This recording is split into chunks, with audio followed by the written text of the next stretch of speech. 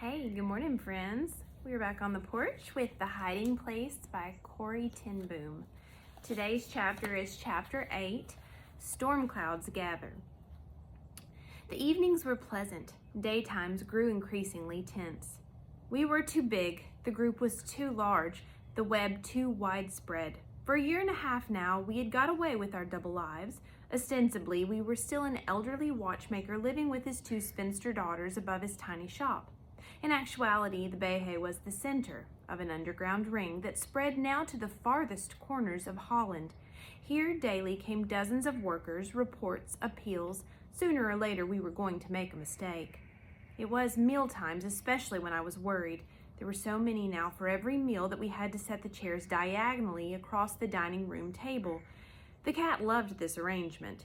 Yusi had given him the Hebrew name Mar Shalal Hashbaz, meaning, appropriately enough, hastening to the spoils, hurrying to the prey. With the chairs set so close, MS Hashbaz could circle the entire table on our shoulders, purring furiously, traveling round and round. But I was uneasy at being so many. The dining room was only 5 steps above street level. A tall passerby could see right in the window. We'd hung a white curtain across it, providing a kind of screen while letting in light. Still, only when the heavy blackout shades were drawn at night did I feel truly private. At lunch one day, looking through the thin curtain, I thought I saw a figure standing just outside in the alley. When I looked again a minute later, it was still there. There was no reason for anyone to linger there unless he was curious about what went on in the Behe. I got up and parted the curtain an inch. Standing a few feet away, seemingly immobilized by some terrible emotion, was old Katrine from Nollie's house. I bolted down the stairs, threw open the door, and pulled her inside. Although the August day was hot, the old lady's hands were cold as ice. "Katrine, what are you doing here? Why were you just standing there?" "She's gone mad," she sobbed. "Your sister's gone mad." "Nollie? Oh, what happened?" "They came," she said. "The SD, I don't know what they knew or who told them. Your sister and Annalise were in the living room, and I heard her." The sobs broke out again. "I heard her." "Heard what?" I nearly screamed. "Heard what she told them." They pointed to Annalise and said, "Is this a Jew?" And your sister said, "Yes." I felt my knees go weak. Annalise, blonde, beautiful young Elise with the perfect papers, and she'd trusted us. "Oh, Nollie, Nollie, what has your rigid honesty done?" And then, I asked, "I don't know." I ran out the back door. "She's gone mad." I left Katrine in the dining room, wheeled my bicycle down the stairs, and bumped as fast as I could the 1.5 miles to Nollie's. Today the sky did not seem larger above the Wagenweg. At the corner of Bossenhovenstraat, I leaned my bike against a lamppost and stood panting, my heart throbbing in my throat.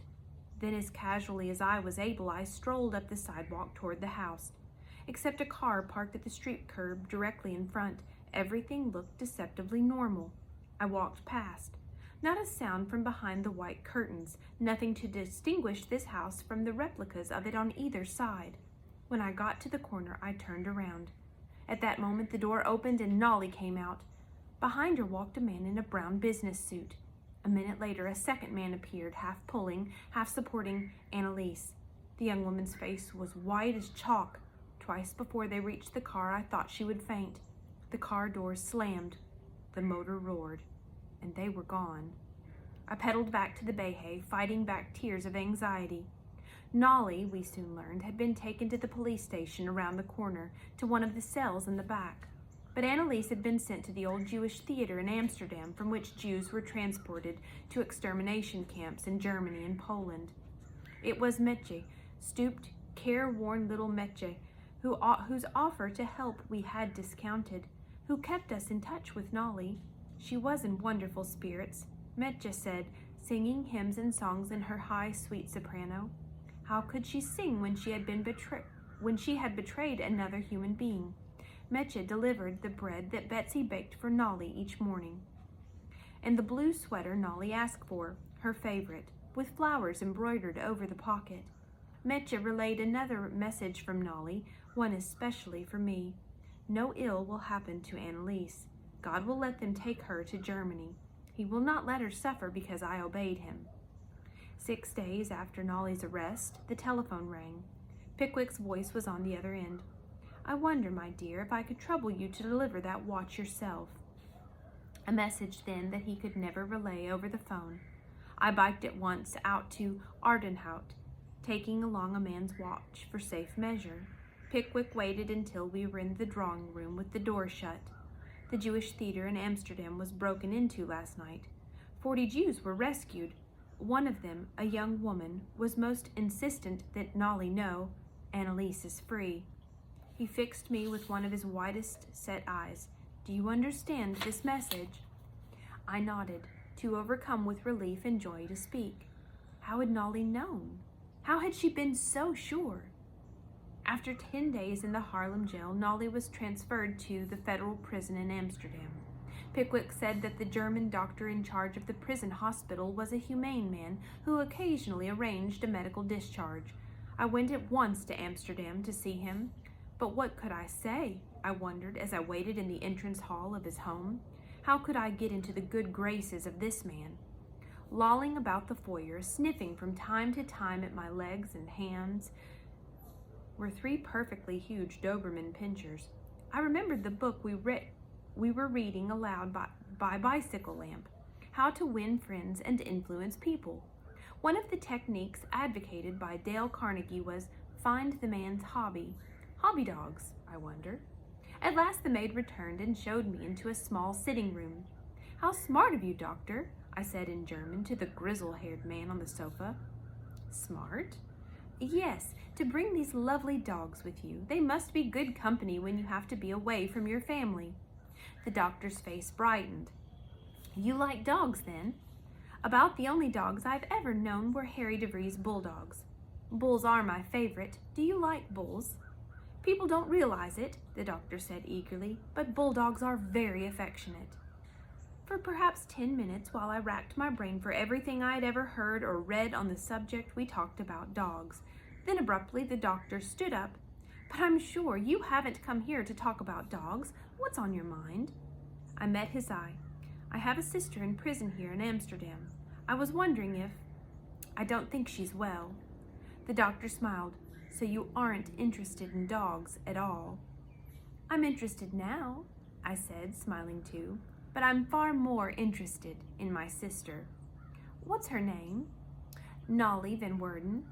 The doctor went out of the room and came back with a brown notebook. Yes, one of the recent arrivals. Tell me something about her. What is she in prison for? Taking a chance, I told the doctor that Nollie's crime had been hiding a Jew. I also told him that she was the mother of 6 children who, if left without aid, could become a burden to the state. I did not mention that the youngest of these children was now 17. Well, we'll see. He walked to the door of the sitting room. You must excuse me now. I was more encouraged than at any time since Nollie's arrest as I rode to the train back to Haarlem. But days, then a week, then 2 weeks passed, and there was no further news. I went back to Amsterdam. I've come to see how those Dobermans are, I told the doctor. He was not amused. You mustn't bother me. I know you have come not to talk about dogs. You must give me time. So there was nothing to do but wait. It was a bright September noon when 17 of us were squeezed around the dining room table. All of a sudden, Niels, seated across from me, turned pale. Niels, one of our workers, had come to report old Katrien safely arrived at a farm north of Alkmaar. Now Niels spoke in a low, normal voice. Do not turn around. Someone is looking over the curtain. Over the curtain? But that was impossible. He'd have to be 10 feet high. The table fell silent. He's on a ladder, washing the window, Niels said. I didn't order the windows watched, said Betsy. Whoever it was, we mustn't sit here in this frozen, guilty silence. Yussi had an inspiration. Happy birthday, he sang. Happy birthday to you. We all got the idea and joined in lustily. Happy birthday, dear Opa. The song was still echoing through the Behe when I went out the side door and stood next to the ladder, looking up at the man holding the bucket and sponge. What are you doing? We didn't want the windows washed, especially not during the party." The man took a piece of paper from his hip pocket and consulted it. "Isn't this Cooper's? They're across the street. But anyhow, come in and help us celebrate." The man shook his head. He thanked me, but he had work to do. I watched him crossing the Barteljoerstraat with the ladder to Cooper's candy store. "Did it work?" a clamor of voices asked when I got back to the dining room. "Do you think he was spying?" I didn't answer. I didn't know. That was the hardest, never knowing. And one of the biggest unknowns was my own performance under questioning. As long as I was awake, I felt fairly sure of myself, but if they should come at night, over and over again, the group worked with me. Nils, Henk, Leendert, bursting into my room without warning, shaking me awake, hurling questions at me. The first time it happened, I was sure a real raid had come. There was a terrific pounding on my door, then the beam of a flashlight in my eyes. "Get up! On your feet!" I could not see the man who was speaking. "Where are you hiding your 9 Jews?" "We only have 6 Jews now." There was an awful silence. The room light came on to show Rolf clutching his head with his hands. "Oh no, oh no," he kept saying. "It can't be that bad." "Think now," said Henk, just behind him. "The Gestapo is trying to trap you. The answer is, what Jews? We do not have Jews here." "Can I try again?" "Not now," said Rolf. "You're wide awake now." They tried a few nights later. "The Jews you're hiding, where do they come from?" I sat up groggily. "I don't know. They just come to the door." Rolf flung his hat to the floor. "No, no, no," he shouted. "What Jews? There are no Jews. Can't you learn?" "I'll learn," I promised. "I'll do better." And sure enough, the next time I woke a little more completely, half a dozen shadowy forms filled the room. "Where do you hide the ration cards?" a voice demanded. "Under the bottom stair, of course, but this time I would not be trapped into saying so." A crafty reply occurred to me. "In the Frisian clock on the stairwell." Kik sat down beside me on the bed and put an arm around me. "That was better, Tante Corey," he said. "You tried this time, but remember, you have no cards except the 3 for you, Opa, and Tante Betsy. There is no underground activity here. You don't understand what they're talking about." Gradually, with repeated drills, I got better. Still, when the time actually came, when they were real Gestapo agents, really trained in getting the truth from people, how would I perform? Willem's underground work brought him frequently to Haarlem. There was an expression of something like despair mingled now with the worried lines in his face. Twice soldiers had been to the nursing home, and although he had managed to deceive them about most of the Jews still in residence there, one sick, blind old woman had been taken away. 91, Willem kept saying. She couldn't even walk. They had to carry her to the car. So far, Willem's position as a minister had prevented direct action against him in time, but he was watched, he said, more closely than ever. To provide an official reason for his visits to Haarlem, he started conducting a weekly prayer fellowship at the Bayhay each Wednesday morning. But Willem could do nothing routinely, especially pray, and soon the meeting was attended by dozens of Haarlemers hungry for something to believe in, this 4th year of the occupation. Most of those coming to the services had no idea of the double life of the Bayhay. In a way, they posed a fresh danger as they passed workers and couriers from other underground groups coming and going on the narrow stairs. But in another way, we thought, it might be an advantage to have these flocks of obviously innocent people in and out. That, at least, was our hope. We were sitting around the supper table after curfew one night, 3 tin booms, the 7 permanent guests, and 2 Jews for whom we were seeking homes, when the shop doorbell chimed. A customer after closing, and one bold enough to stand on the Barteljoerstraat after curfew. Taking the keys from my pocket, I hurried down the hall, unlocked the workshop door, and felt my way through the dark store. At the front door, I listened a moment. "Who's there?" I called. "Do you remember me?" A man's voice speaking German. "Who is it?" I asked in the same language. "An old friend come for a visit. Open the door." I fumbled with the lock and drew the door gingerly back. It was a German soldier in uniform. Before I could reach the alarm button behind the door, he had pushed his way inside. He took off his hat in the October twilight. I recognized the young German watchmaker whom Father had discharged 4 years ago. "Otto!" I cried. "Captain Altschuler," he corrected me. "Our positions are slightly reversed. Miss Tinboom, are they not?" I glanced at his insignia. He was not a captain or anything close to it, but I said nothing. He looked around the shop. "Same stuffy little place," he said. He reached for the wall switch, but I put my hand over it. "No, we don't have blackout shades in the shop." "Well, let's go upstairs where we can talk over old times. That old clock cleaner still around?" "Christopher's? Oh, he died in the fuel shortage last winter." Otto shrugged. "Good riddance then. What about the pious old Bible reader?" I was edging my way to the sales counter where another bell was located. "Father is very well, thank you." "Well, aren't you going to invite me up to pay my respects?" Why was he so eager to go upstairs? Had the wretched fellow come to just gloat, or did he suspect something? My finger found the button. "What was that?" Otto whirled around suspiciously. "What was that?" "That sound. I heard a kind of buzzing." I didn't hear anything. But Otto had started back through the workshop. "Wait!" I shouted. "Let me get the front door locked and I'll go up with you. I want to see how long it takes them to recognize you." I dawdled at the door as long as I dared. Definitely his suspicions were aroused. Then I followed him through the rear door into the hall. Not a sound from the dining room or the stairs. I dashed past him up the steps and rapped on the door. "Father, Betsy," I cried in what I hoped was a playful voice. "I'll give you 6 guesses who's standing here." "No guessing games." Otto reached past me and flung open the door. Father and Betsy looked up from their meal. The table was set for 3. My unfinished plate on the other side. It was so perfect that even I, who had just seen 12 people eating here, could scarcely believe this, and was anything but an innocent old man dining with his daughters. The Alpina sign stood in the sideboard. They had remembered everything. Uninvited, Otto pulled out a chair. "Well," he crowded, things happened just like I said, didn't they?"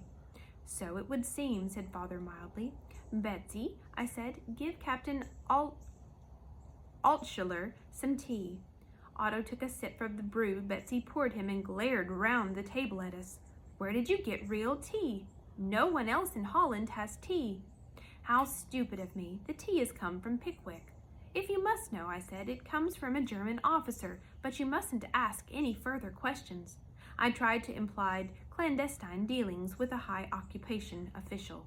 Otto lingered another 15 minutes, and then, feeling perhaps that he had underlined his victory sufficiently, sauntered out into the empty streets. It was only after another half hour that we dared to give the all clear to 9 cramped and shaky people.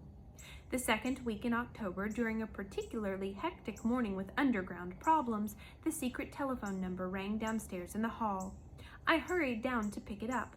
Only Father, Betsy, and I ever answered it. "Well," said a voice, "aren't you coming to pick me up?" It was Nollie. "Nollie, when? How? Where are you?" "At the train station in Amsterdam, only I have no money for the train fare." "Stay right there. Oh, Nollie, we're coming." I biked to Bossenhovenstraat, and then, with Flip and the children who happened to be at home, hurried to the Haarlem station.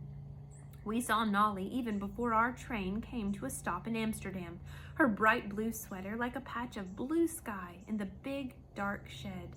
7 weeks in prison had left her pallid-faced,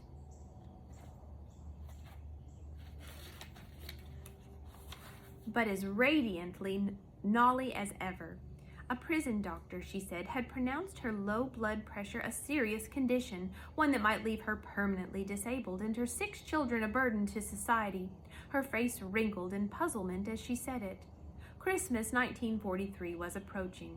The light snow which had fallen was the only festive quality of the season. Every family, it seemed, had someone in jail, in a work camp, or in hiding. For once the religious side of the holidays was uppermost in every mind. At the Bayhay, we had not only Christmas to celebrate, but also Hanukkah, the Jewish festival of lights. Betsy found a Hanukkah candle stand among the treasures stored up behind the dining room cupboard and set it up on the upright piano. Each night we lighted one more candle as Yussi read the story of the Maccabees. Then we would sing haunting, melancholy desert music. We were all very Jewish those evenings.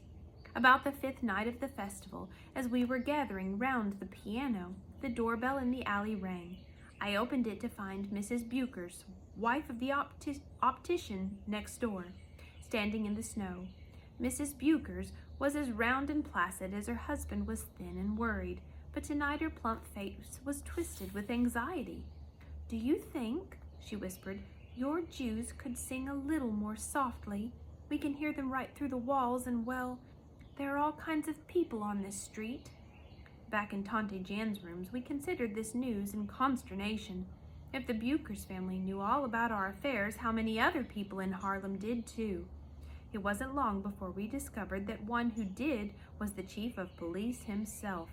One dark January morning, when it was trying to snow again, Twos burst into underground headquarters in Tante Jan's rear room, clutching a letter in her hand. The envelope bore the seal of the Harlem police. I tore it open. Inside, on the police chief's stationery, was a handwritten note. I read it silently, then aloud. "You will come to my office this afternoon at 3 o'clock. For 20 minutes we tried to analyze that note. Some felt it was not a prelude to arrest. Why would the police give you a chance to escape? Still, it was safest to prepare for search and imprisonment. Workers slipped out of the house one at a time. Boarders emptied waste baskets and picked up scraps of sewing in preparation for a quick fight in the secret room. I burned incriminating papers in the long, empty coal hearth in the dining room. The cat caught the tension in the air and sulked beneath the sideboard. Then I took a bath, perhaps the last for months, and packed a prison bag according to what Nollie and others had learned. A Bible, a pencil, needle and thread, soap, or what we called soap these days, toothbrush and comb. I dressed in my warmest clothes with several sets of underwear and a second sweater beneath the top one.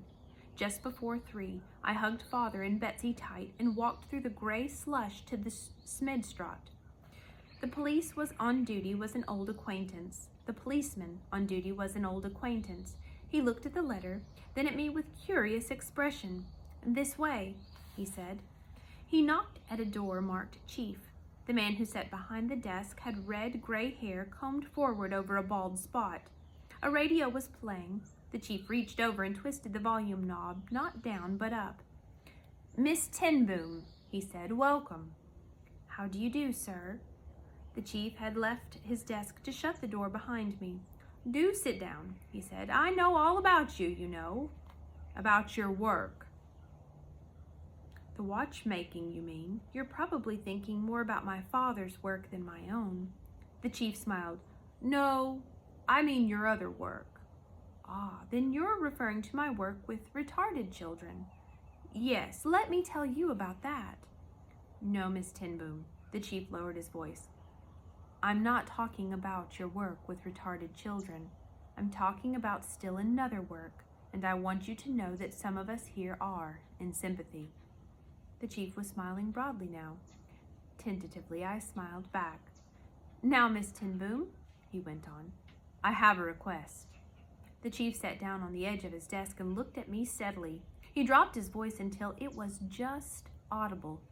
He was, he said, working with the underground himself. But an informer in the police department was leaking information to the Gestapo.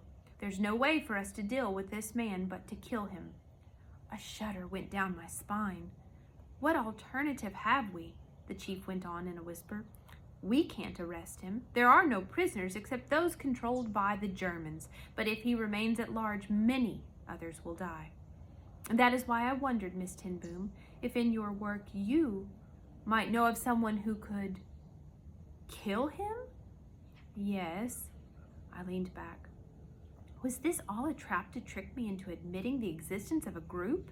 Into naming names? "Sir," I said at last, seeing the chief's eyes flicker impatiently, I've always believed that it was my role to save life, not destroy it. I understand your dilemma, however, and I have a suggestion. Are you a praying man? Aren't we all these days? Then let us pray together now that God will reach the heart of this man so that he does not continue to betray his countrymen. There was a long pause. Then the chief nodded. That I would very much like to do. And so there in the heart of the police station, with the radio blaring out the latest news of the German advance, we prayed. We prayed that this Dutchman would come to realize his worth in the sight of God and the worth of every other human being on earth. At the end of the prayer, the chief stood up. Thank you, Miss Timboom. He shook my hand. Thank you again. I know now that it was wrong to ask you. Still clutching my prison bag, I walked through the foyer and around the corner to the Bayhay. Upstairs, people crowded around, wanting to know everything. But I did not tell them, not everything. I did not want Father and Betsy to know that we had been asked to kill. It would have been an unnecessary burden for them to bear. The episode with the chief of police should have been encouraging. Apparently, we had friends in high places. As a matter of fact, the news had the opposite effect on us. Here was one more illustration of how our secret was no secret at all. All of Haarlem seemed to know what we were up to. We knew we should stop the work, but how could we? Who would keep open the network of supplies and information on which the safety of hundreds depended? If a hideaway had to be abandoned, as happened all the time, who would coordinate the move to another address? We had to go on, but we knew that disaster could not be long in coming. As a matter of fact, it came first to Jop, the 17-year-old apprentice who had sought a safe home at the Bayhay. Late one afternoon, near the end of January 1944, Rolf stepped steadily into the workshop. He glanced at Jop. I nodded. Jop was party to everything that went on in the house. There's an underground home in Eid that is going to be raided this evening. Do you have anyone who can go? But I did not. Not a single courier or escort person was at the Bayhay this late in the day. I'll go, Jop said. I opened my mouth to protest that he was inexperienced and liable to the factory transport himself if stopped on the street. Then I thought of the unsuspecting people at Eid. We had a wardrobe of girls' scarves and dresses upstairs. Then quickly, boy, Rolf said, you must leave immediately. He gave Jop the details and hurried away. In a few moments, Jop reappeared, making a very pretty brunette, in long coat and kerchief, a fur muff hiding his hands. Did the lad have some kind of premonition? To my astonishment, he turned at the door and kissed me. Jop was supposed to be back by 7 p.m., curfew. 7 came and went. Perhaps he had been delayed and would return in the morning. We did have a visitor early the next day, but it was not Jop. I knew the minute Rolf stepped through the door that it was bad news, and it was weighing him down. It's Jop, isn't it? Yes. What happened? Rolf had learned the story from the sergeant at the night desk. When Jop got the address in Eid, the Gestapo was already there. Jop had rung the bell. The door opened. Pretending to be the owner of the house, the SD man had invited Jop in. And Corey? Rolf said, we must face it. The Gestapo will get information out of Jop. They have already taken him to Amsterdam. How long will he be able to hold his tongue? Once again, we considered stopping the work. Once again, we discovered we could not. That night, Father and Betsy and I prayed long after the others had gone to bed. We knew that in spite of daily mounting risks, we had no choice but to move forward. This was evil's hour. We could not run away from it. Perhaps only when human effort had done its best and failed would God's power alone be free to work.